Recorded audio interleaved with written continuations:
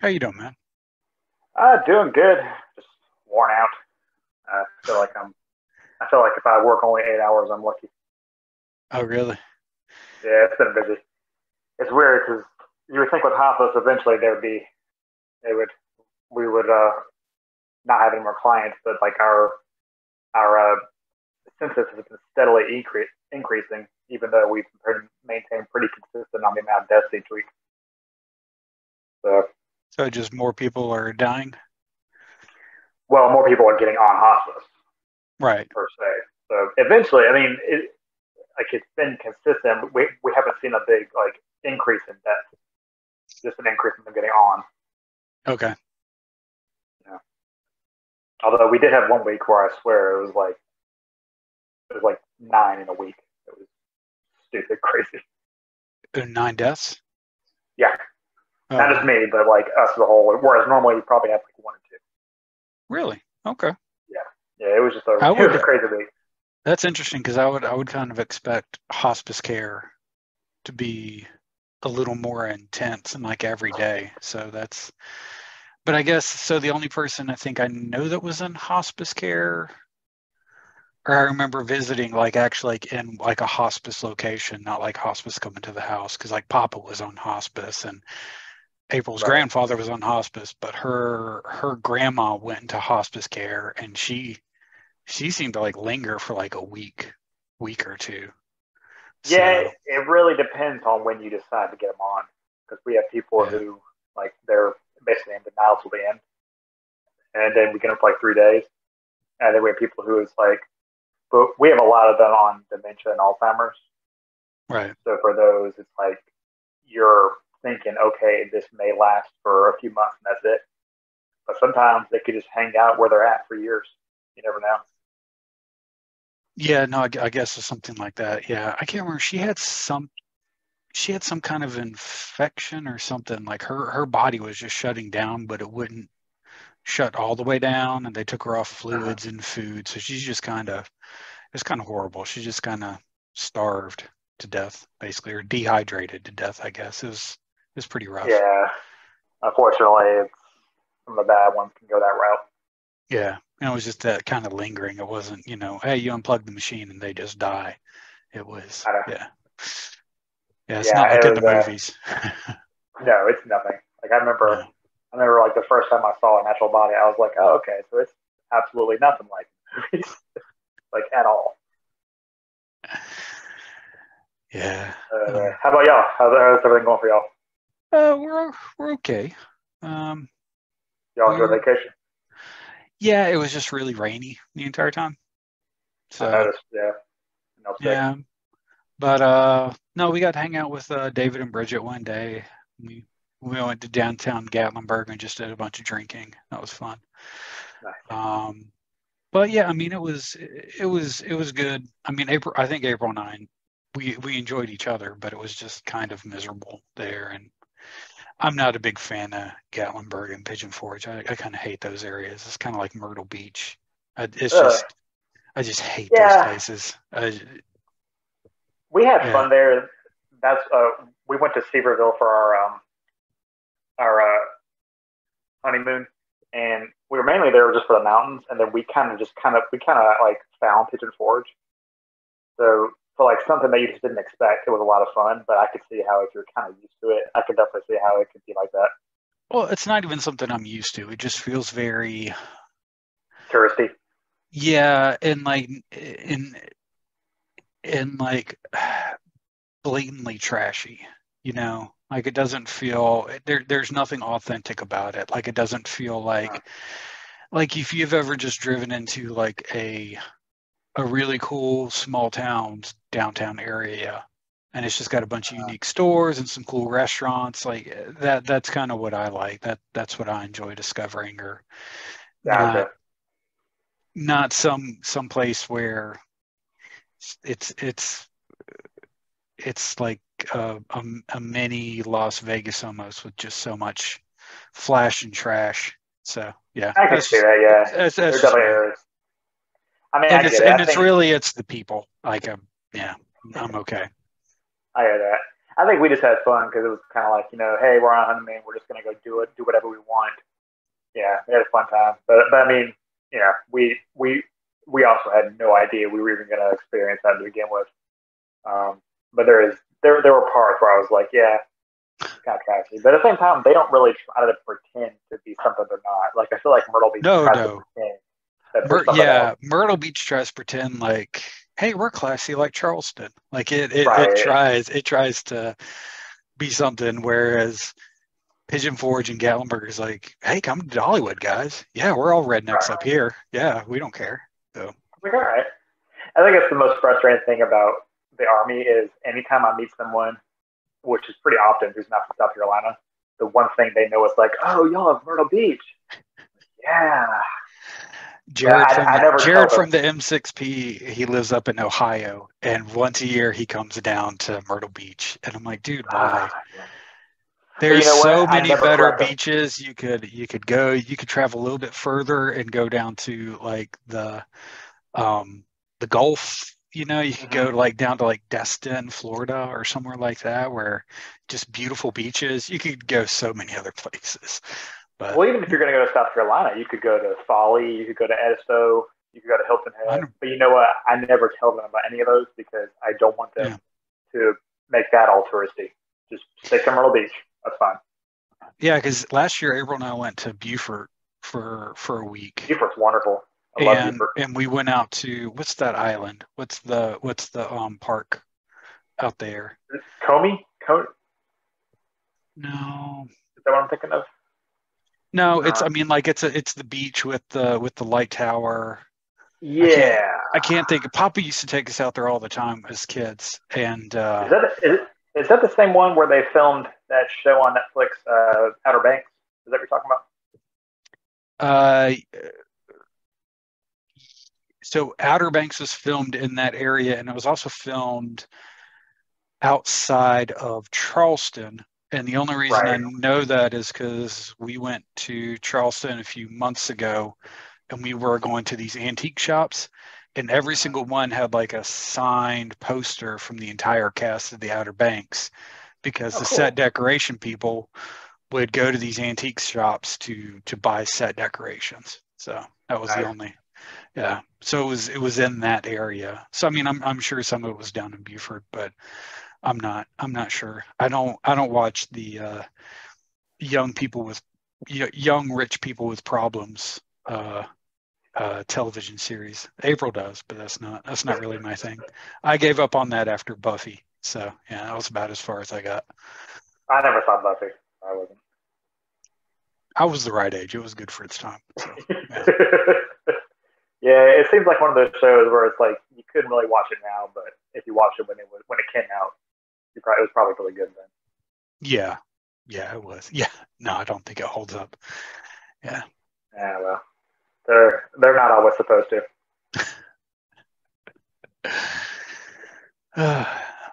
So I guess let's get started.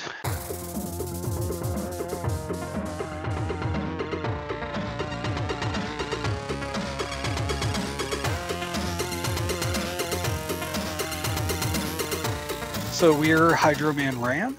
This is Andrew to my left or right. I have no idea how this video is going to come out. And I am Kevin. We're cousins. We talk about movies and video games and whatever else we want to talk about. Nothing really special to talk about. I did start a TeePublic store, so you can go there now. We have a bunch of T-shirts on there. Andrew is supposed to send me a photo of his blinds. I just thought of that as you were saying that. Yep.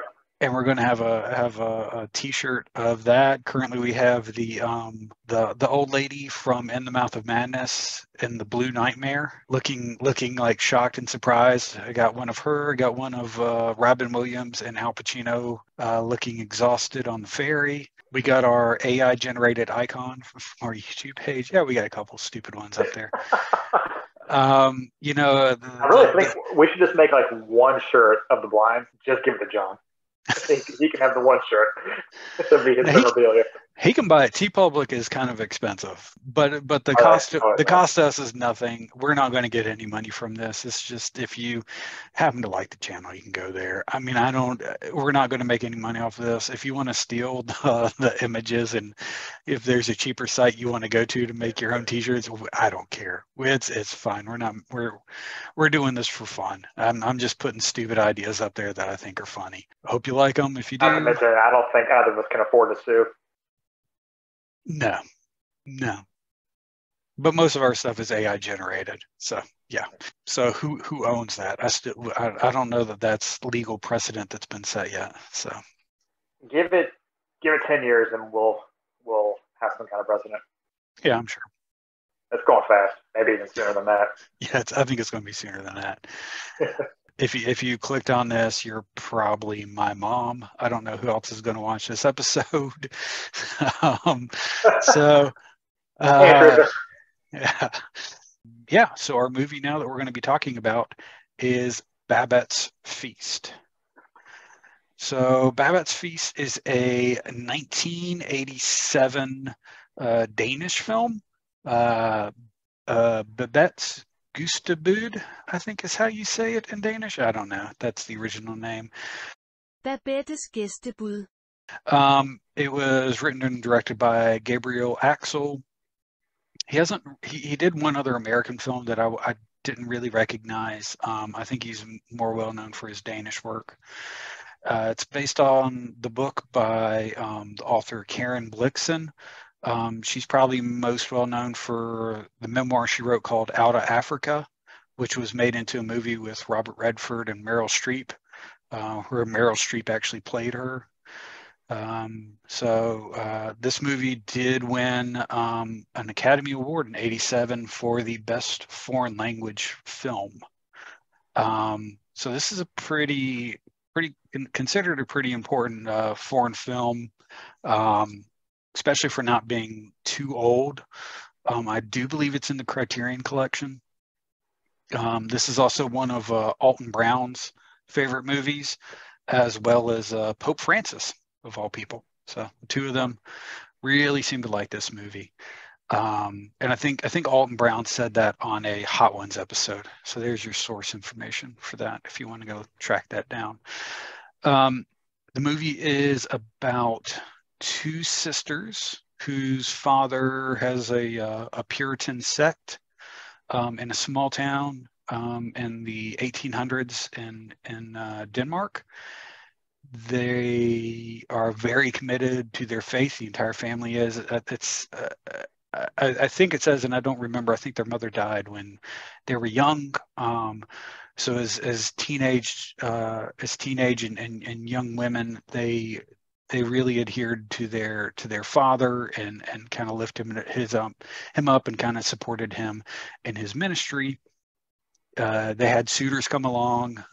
Each one had individual suitors, and both kind of turned their suitors away, and kind of, even though suitors were actually madly in love with them, and they were in love with their suitors, and they did that so they could continue the work that their father started in the ministry. There was a period, and I have it written down. I don't remember it. It's in French history. The Paris Commune in 1871 took power in Paris, and that caused a woman whose name is Babette to have her family get killed, and so she's trying to flee the country in order to kind of save her life and find work. And one of the suitors of one of the sisters sends this woman to live with them. She lives with them, I think it was like 15 years. And every year this woman plays the Paris lottery. She wins one year, and her winnings are 10,000 francs, which turns out to be $1.5 million in modern American money. And she decides to put a feast on for the sisters. They're celebrating the 100th anniversary of the birth of their father, who's long since been dead. And the kind of remnants of the sect. The sect is pretty much dissipated. There's like no young blood in it. It's just a very, very old congregation. But Babette wants to put on a feast for them of a traditional French dinner, I think is what she calls it. They are scared. The congregation is scared. It's actually very funny and cute how scared they are. They're worried about the food they're going to eat. The other suitor of one of the sisters, not the one who sent Babette there, he comes to the feast, and he's kind of our window into how extravagant and how wonderful the feast actually is. And over the course of the dinner, you see this congregation who's kind of started being very bitter and very dour. They start to love love one another again, and start to reconnect as a community. And a lot of it's probably due to how much alcohol they consume. And then at the end, you find out that Babette was like the finest chef in all of Paris. And she had spent her entire lottery winnings on this dinner because she wanted to show her gratitude, and she loved cooking, and it was a true passion of hers. So, and that's kind of where the movie ends. There's obviously a lot of details and intricacies and a lot of themes throughout this movie. So it's not a super plot driven movie. I won't say that. It's very much about the themes. And it's very much about the meal, which is wonderfully shot, I think. But yeah, that's the overall film. So I guess usually in these movies we ask whether or not our papa would actually have liked this movie. According to my mom, this is one of his favorite movies, which is really the reason why we're doing this. Because I wanted to watch it. My mom's raved about it for years. So I guess, Andrew, I'll let you start with what did you think of this movie? So, I really enjoyed it. I think you kind of gave me a fair warning. You warned me that it kind of has like a very slow start, and it certainly does. But once it completed, I kind of just sat back. It was kind of a movie where like I didn't really feel too much during it, and then once it was completed, I kind of just sat back and thought about it. And as I did, I was kind of like more and more, I started to like think about like symbolism, think about characters, try to think about the themes that I felt I was seeing. I kind of saw Babette is not, I want to say this part carefully. I don't think she was trying to represent Christ, because obviously there's a lot of Christian themes in the movie. yeah. I don't think she was representing Christ per se. Certainly not the way that like you might have like a Aslan in like the Chronicles of Narnia. Right. I think she was Superman in a lot of Superman movies. He's very much a Christ representation in a lot of movies. Yeah. definitely some more than others.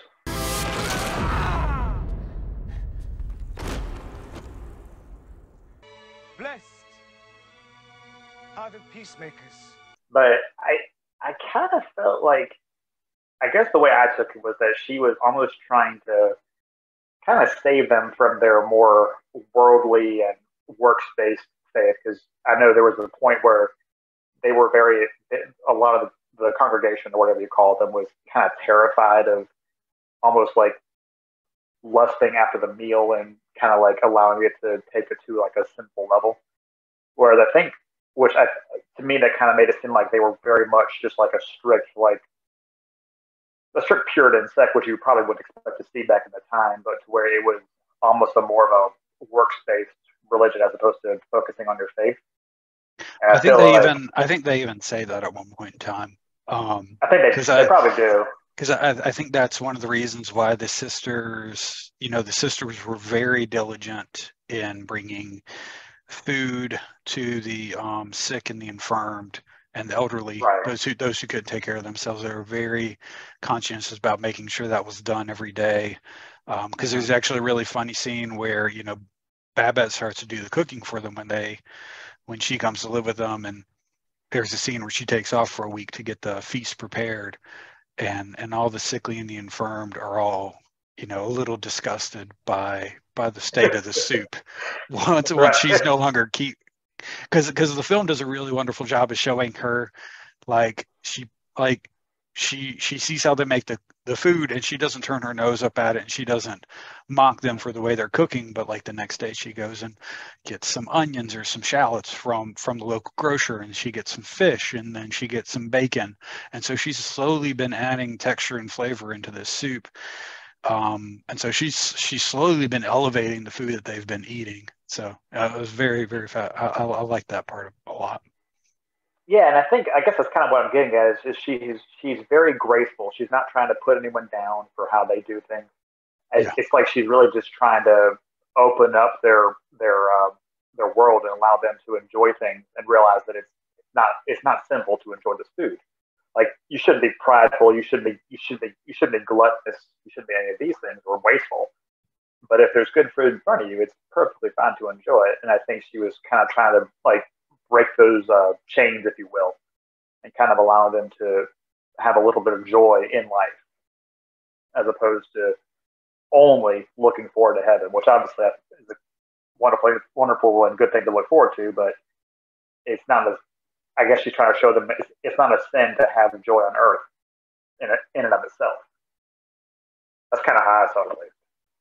Yeah, and it's and they even say it at the end where they recognize that her artistic gift of her culinary artistic talents were given to her by God. And I think like the final line in the movie is that the angels are going to get the most wonderful feast ever once she goes to heaven or something like that. So I mean, I think by the end they recognize like, oh, this is like a painter, painting a beautiful piece, or and they enjoy their hymns, they enjoy their songs. Okay, this is like a beautiful song that we sing and praise every week. So I think they understand like, oh, like culinary is another form of artistry, and this person has just shared with us, what they think is beautiful in the world. Right. I think she even says something to the effect of, like, because she spends her entire amount on the feast, which it's incredible to spend that much money on food, especially at that time. Well, you got to. So one way to think about it is that none of that food was there, right? None of that food was in Denmark. They had to travel to get it. And you're looking at like one scene, like she's like cutting open like papaya, right? And it's fresh papaya. So to keep that and have that packaged and traveled all the way up to Denmark, there was the live tortoise or live turtle, all those chickens to keep all of them alive, all the champagne. I don't know. Did you ever read any Edgar Allan Poe? Only like his most famous poems. Okay, well, there's one of his famous stories, is the Cask of Amontillado, or something along those lines.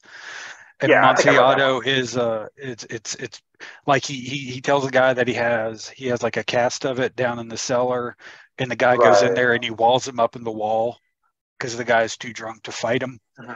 Right.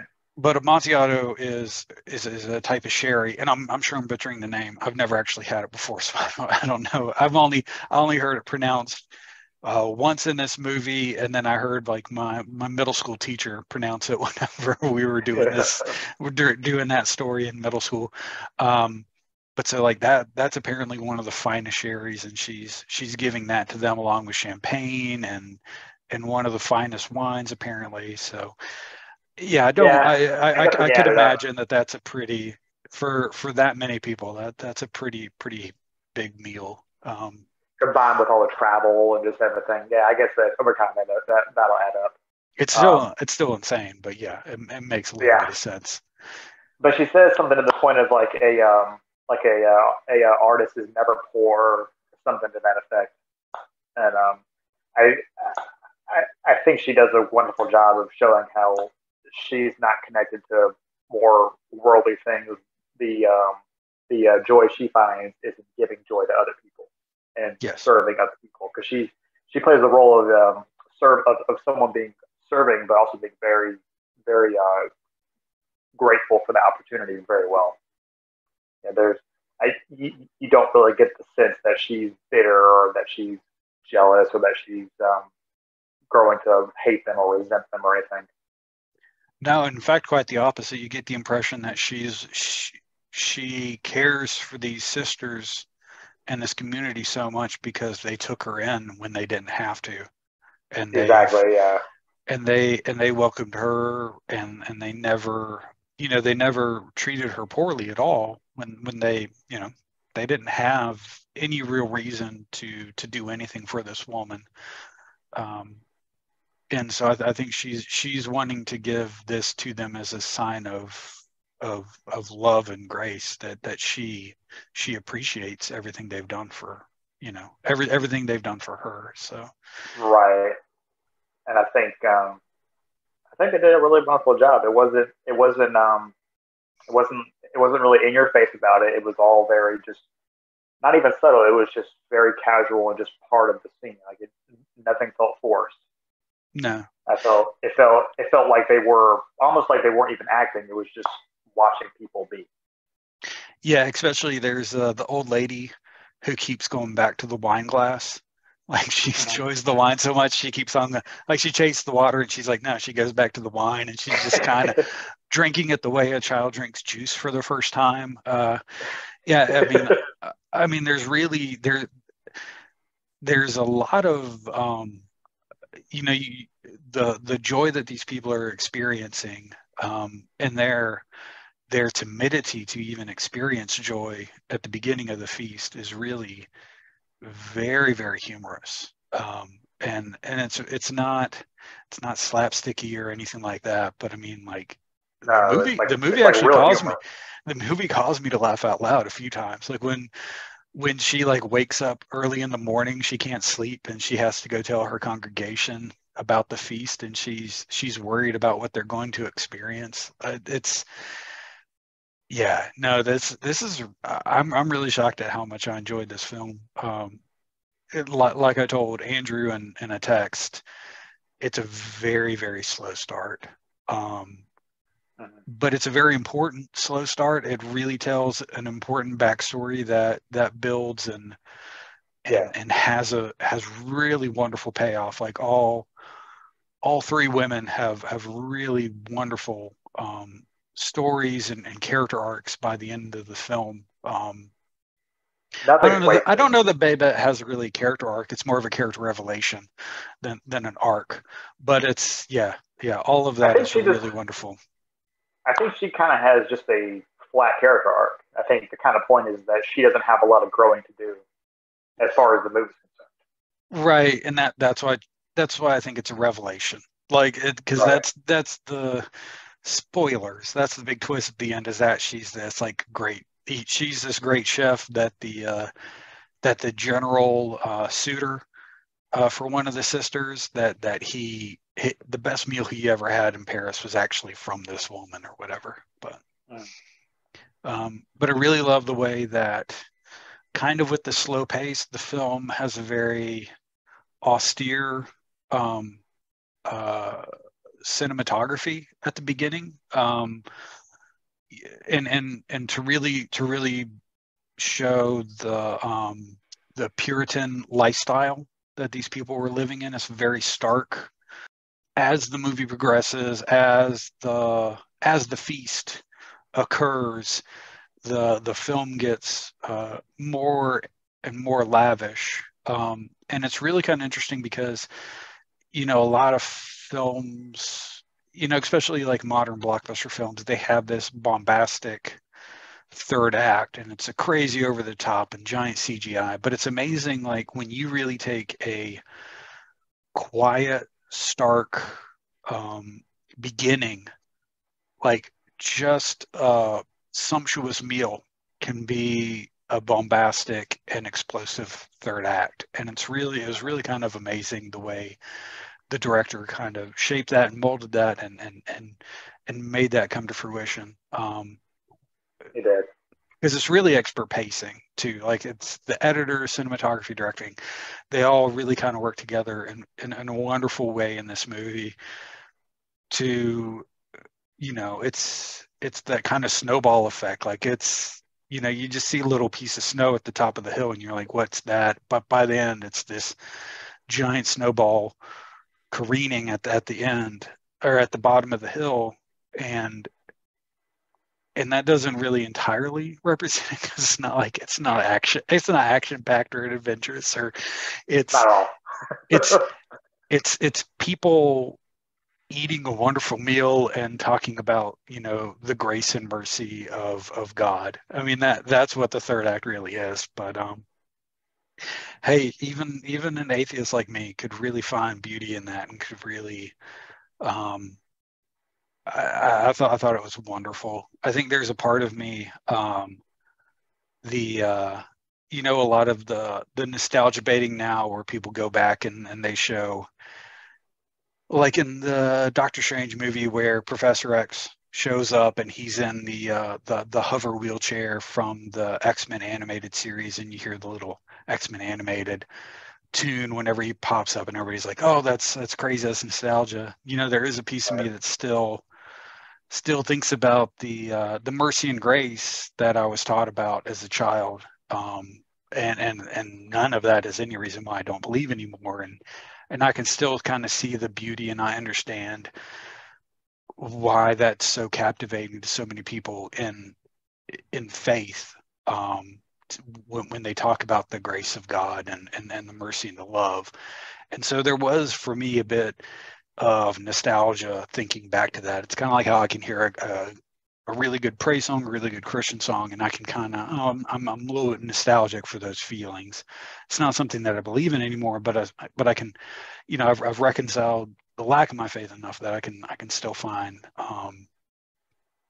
some I don't know. It's kind of like a nice pair of underwear. You can kind of slide back into it for a minute before it completely falls apart on you. So that was not the analogy I expected. Sorry, I don't know where that came from, but yeah. Okay. So I do enjoy nice underwear. I mean, if you're gonna wear it, it may as well be nice. Yeah, I think I can see that. I guess for me, it really just kind of, being someone who does have faith, I guess it kind of put in focus what's important in faith, because unfortunately some churches do focus on a much more works based and kind of earning it. And I guess that's what I love the most, is it really felt like I said earlier, like that was trying to free them from that. Yeah. And allow them to experience what God has created. Which the entire point of it is to be enjoyed. Obviously, you don't want to lust after it or become gluttonous, but he didn't make it just for you to be bitter and sad the whole time. It's okay to experience that joy.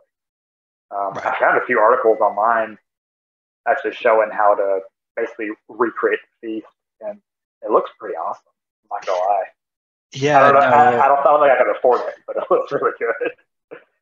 I could probably do the well, no, because that had caviar in it. I was thinking I could do the buckwheat pancakes with the sour cream and caviar, but I wouldn't do caviar. I could do the buckwheat pancakes with sour cream, I guess. I don't know what else I could do. I want the what is it? I don't really know French, but it sounds like it was squalls in the sarcophagus or something like that. And when the general like crunched into like the baked skull of the bird and sucked the brains out, I was like, I know so many people today would probably think that's gross, but I'm like, okay, I'm a little hungry right now. Like that looked so good. I don't even like truffles. General one who did that. It was very appropriate that the general did that if someone was going to do it. Yeah, well, I think it was good because he was the window into what was really happening. Because without him there, like, I mean, I like, I watch Food Network shows. I even watch Alton Brown shows, but I wouldn't understand what was being made and the importance of it. So, yeah, it was wonderful that he was there and kind of not only guiding the congregation there, but guiding the viewer through the courses and what was occurring. It was really, really handily done. I thought so too. I found also that there was talk of them making or remaking it. Oh yeah, I read into that too. Oof. I don't know, but every article, maybe you found something I didn't, because every article I found was from like late November, early December of 2019. Yeah, it was. So it was Alexander Payne, I think, was supposed to be the director. He did Sideways. He did Downsizing. He did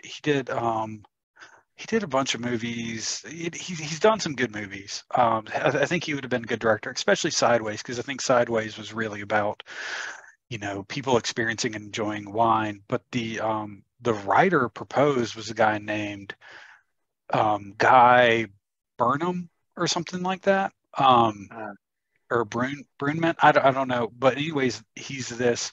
When I looked him up, I immediately recognized him because he plays the big fat gay friend in a lot of stuff. And he's written for like Chelsea lately. He wrote for Q Force on Netflix. I don't know if you remember that at all. It was this is the Queer Force. It was on Netflix. It was and he wrote for the Mindy Project. And I'm like, I don't, I'm I'm cool with all those lifestyles, but I feel like someone like that, especially given what I've seen that he's written, I don't think he would understand the grace of not being prideful and not talking down to people. Like I feel like he would treat the congregation with contempt and with mockery. And I think that was the opposite point of the film.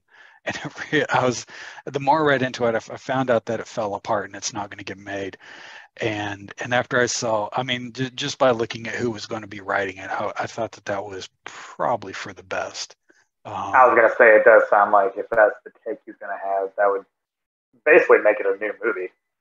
Yeah, and I don't know that that's the take he's going to take, but from looking at everything he's written, I don't think this isn't a person that's going to take the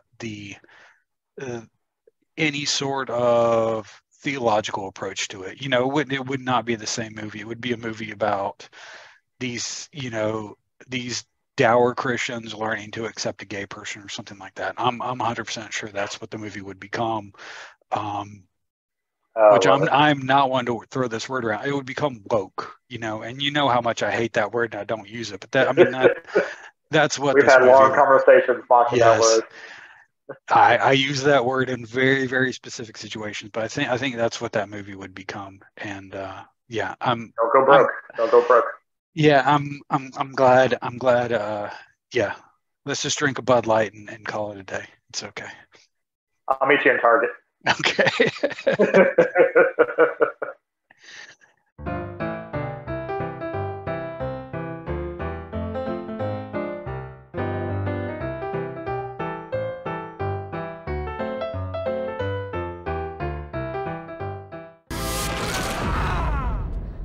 Blessed are the peacemakers,